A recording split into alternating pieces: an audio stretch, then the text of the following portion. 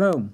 For today's note, we're going to be starting a new section of the course that is going to sort of carry on for quite a while. So I'm going to talk about what relations are today. That's going to be a new concept, I think, for you.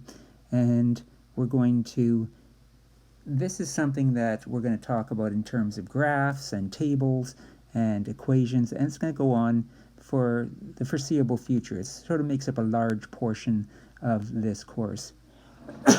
So what I'm getting at is this is kind of important. So make sure that you listen obviously to this lesson, but go over the definitions. There's quite a few definitions in this one. Go over them until you really understand them. Replay this video as often as necessary until you really feel comfortable with this information, because, like I said, it's something that you're going to need to know for quite a few of the upcoming lessons. All right, it's the foundation, let's call it.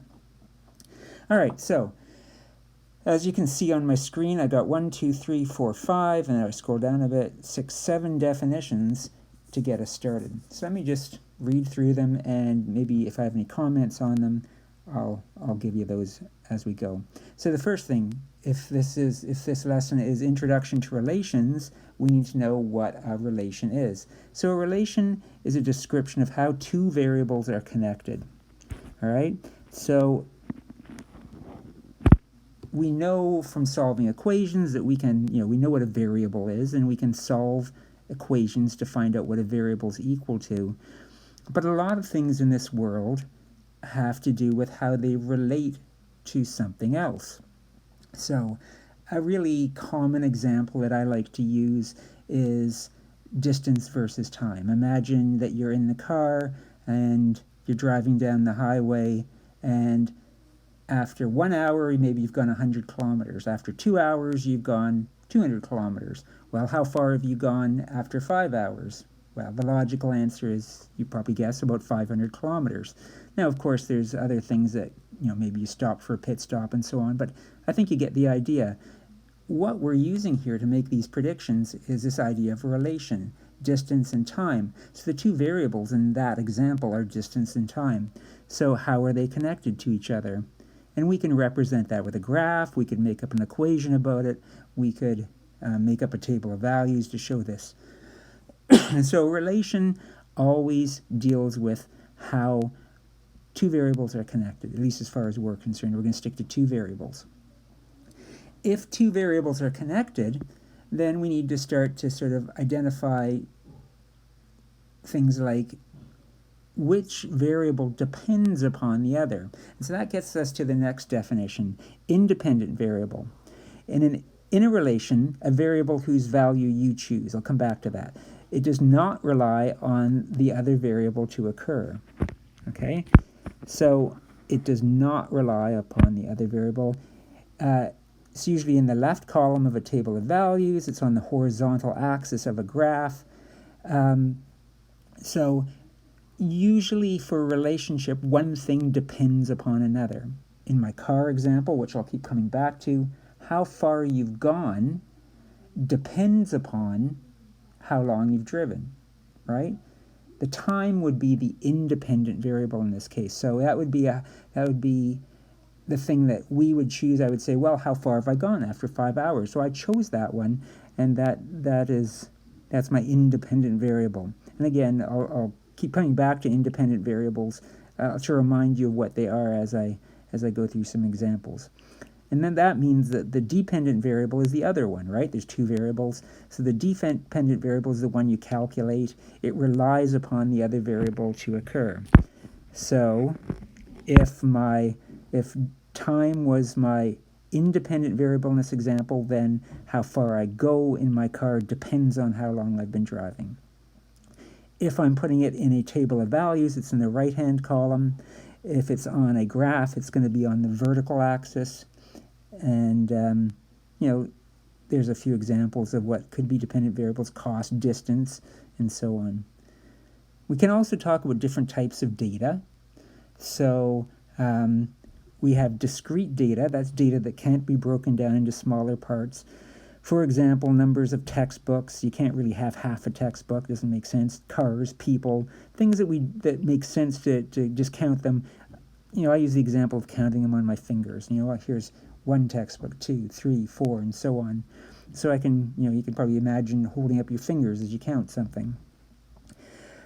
We represent that type of relation, one for discrete data with a dotted or dashed line if it's on a graph. Compare that to continuous data. That's data that can be broken down into smaller parts. It makes sense to break it down into smaller parts. Time, I could, half of an hour, I could keep cutting time in half down to milliseconds or nanoseconds or so on.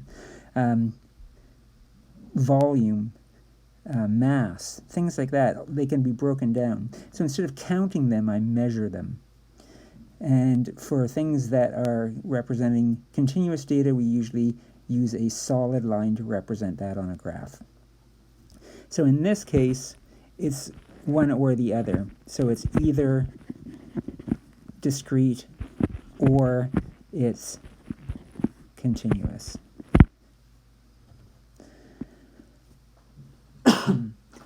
So another couple of definitions just to throw at you before we get into some examples is interpolate and extrapolate. To interpolate means to determine values within a given graph. So imagine you've actually got a graph in front of you, and again, say it's my car trip graph, and I've got the graph, it goes from 0 hours to 5 hours. Then I could look at this graph and I could go, okay, well, how far have I gone after 2.5 hours? And I could look at the graph and I could see on the graph that I've gone 250 kilometers. That's interpolation, because remember I said my graph goes up to 5 hours and 500 kilometers, so it's inside the graph. Extrapolate means to determine values by extending the graph. That's sort of going, well, what if I made the graph go farther?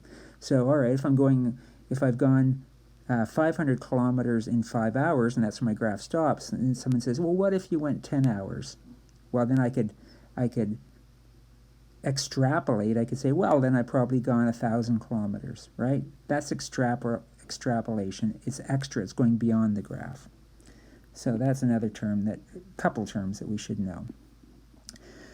To determine values of a relation, we can use a table of values, we can use a graph, we can use an equation. I've already mentioned those a few times, but those are really the three main things that we're going to keep coming back to over and over again. They're all important.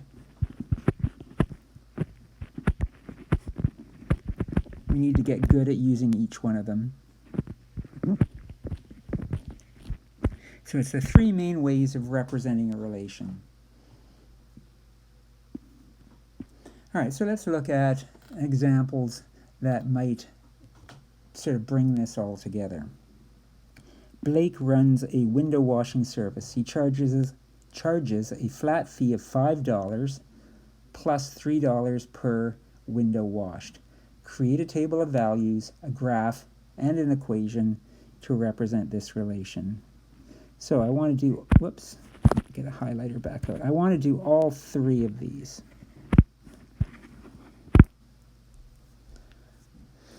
All right. So obviously this information is important here. $5, the flat fee, plus $3 per window. So I'm going to have to get that in there somewhere. So let's start with the table of values. So we need some variables, right? So it's a relation again. So what's the relation between? Well, the relation is going to be between the number of windows that Blake washes and the total cost to the customer. So just to pick some simple, hopefully fairly obvious variables, maybe I'll let W represent the number of windows washed, and I'll let C represent the total cost. Now, again, think about independent and dependent variables, because that's always something we need to think about. And if we do that, then I think it would be hopefully kind of obvious that W is the independent variable and C is the dependent variable. Let me just write that down and then talk about it.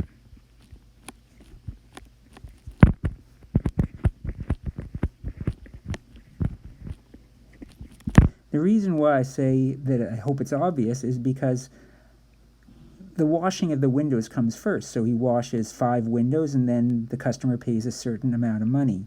He washes 10 windows, the customer pays a certain amount of money based on that. It's not the other way around.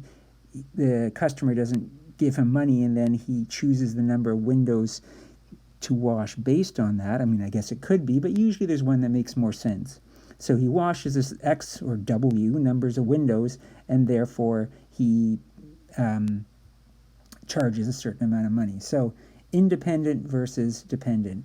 Now remember, it's up here higher up on the screen or on the note. It says that normally the independent variable goes in the left column of the table, and the dependent variable goes on the right. And we choose values for the independent variable. All that means is if I'm going to make up a table of values, I have to have some numbers to work with. So let's say that Blake is going to wash 0 windows. Well, how much would that cost? Well, he still charges a flat fee of $5 just to show up. So let's say he shows up and then the customer says, well, never mind, I don't want you to wash any windows. Well, supposedly he should be still getting $5 just for putting his time in to show up at this house, right? So he gets $5 for washing 0 windows. If he washes 1 window, he has that $5 for showing up, but he also gets plus $3 for that 1 window he did. So 5 plus 3 gives him 8. If he washes 2 windows, it's another $3, so we can add $3 on, it's 11, and so on. So I'm choosing what numbers to put in my left-hand column. That's, again, a feature of the independent variable. And then I'm just calculating based on the rule that's going on here, what goes in the right-hand column, the dependent variable. So this would be 17. Okay, so there's my table of values. It shows the relationship that's going on. It's got my independent variable, it's got my dependent variable. I can graph this. So again, think about independent and dependent variables. What it says up above is that the independent variable always goes on the horizontal axis, and the dependent variable goes on the vertical axis. So number of windows is independent, that goes down there on the horizontal axis, and the cost goes on the vertical axis. All right, since I have a table of values, it's pretty easy to graph that. Remember ordered pairs, I can go 0, 5, so 0 on the W axis, and then 5 on the cost axis. When I wash 1 window, it's up at 8, and 2 windows was at 11, and 3 windows was 14, and so on.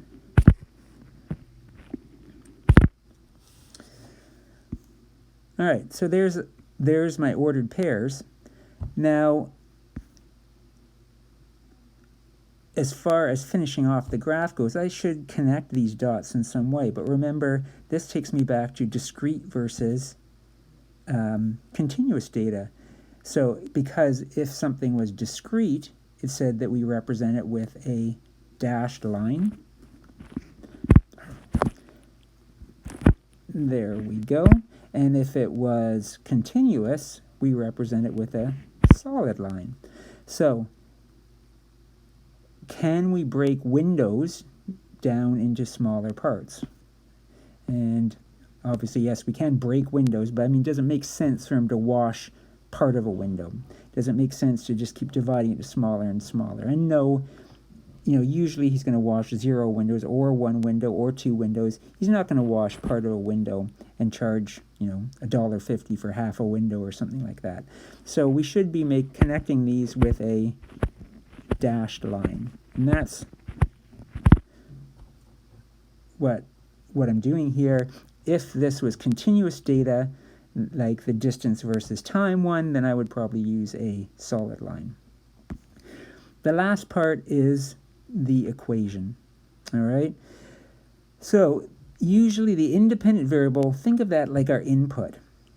So if W is the number of windows that Blake has washed, and he gets $3 for each window he washes, then we can do 3 times W. And then if we add the $5 he gets just for showing up, then that's going to equal the cost, right? So usually we set it up like this. We usually put the dependent variable on the left, and then we do whatever we have to do to the independent variable on the right. And so it's usually set up as the dependent variable is by itself on the left, and then everything else is on the right for these relationships. So the cost is equal to 3 times W plus 5. So we can always make up the equations this way. Start with the independent variable, do what we have to do to it according to whatever the word problem the question is telling us, and that'll give us our dependent variable. And that is it for this lesson. So at this point, you should go to the homework question, which you will see. Let's see, where is it?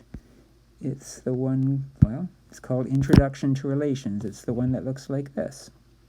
All right, till next time.